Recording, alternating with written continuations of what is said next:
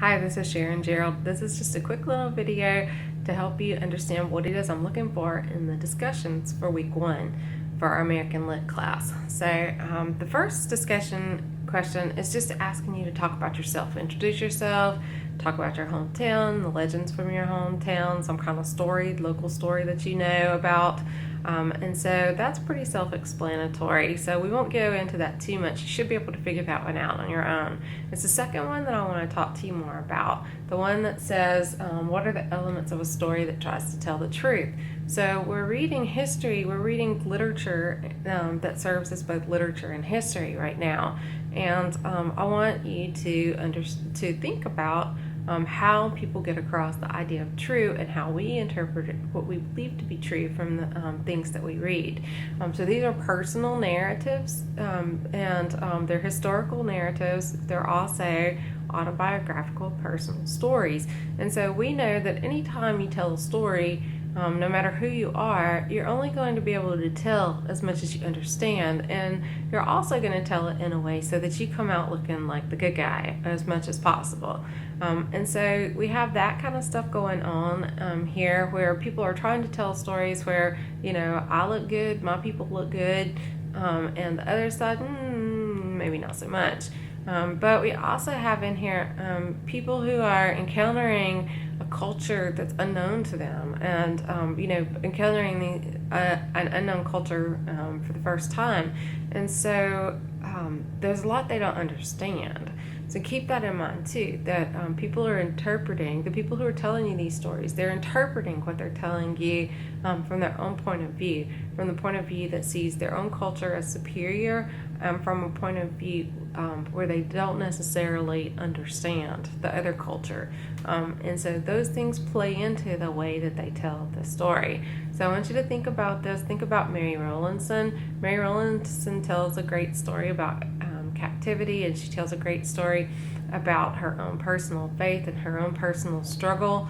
And there's a lot to learn from it and a lot to get out of it.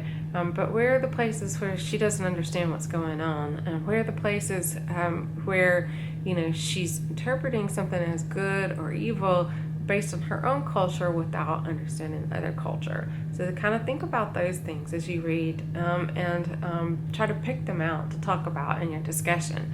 Also, for John Smith, he tells a story about Pocahontas, and this is one that I told you to pay particular attention to. There's a lot more in his story than the part about Pocahontas, but Pocahontas is so pervasive a story in our own culture, and one that has captured the imagination of the American people, and almost nobody knows the real story of Pocahontas. People remember the Disney version of Pocahontas, but they don't know the actual story of Pocahontas, the historical story of Pocahontas.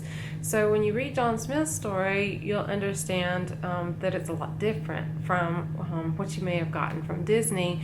And then when you start thinking about John Smith's story and you start reading some of the other articles and background stories that I asked you to read, then you find out that other people didn't see it the same way that John Smith saw it, and that John Smith told it in a way that A, tried to make him look like the hero of the story, or make him look more sympathetic in the story, and B, he told it in a way that told us that he probably really didn't understand what was going on. He didn't understand the culture. He didn't understand the ceremonies and traditions. And so he just came up, he had his own interpretation, and maybe he thought it was true, and maybe he kind of stretched it a little to make himself look good.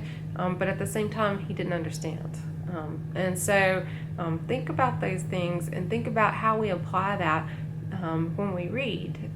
Like, what kind of skepticism do we bring to reading? What kind of understanding do we bring to reading? And how much does it matter, that we grasp that historical context, and that we grasp that cultural context that the reading is coming from?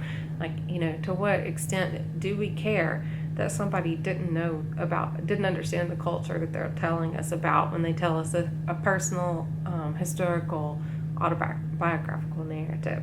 So just kind of think about these things, and those are the issues that I want you to talk about in your week one discussion. It's like, how do we sort this out, and how do we understand it, and how can we get at the truth from reading things that we know are biased, if for no other reason, just because someone, is in a new situation and doesn't understand everything that's going on.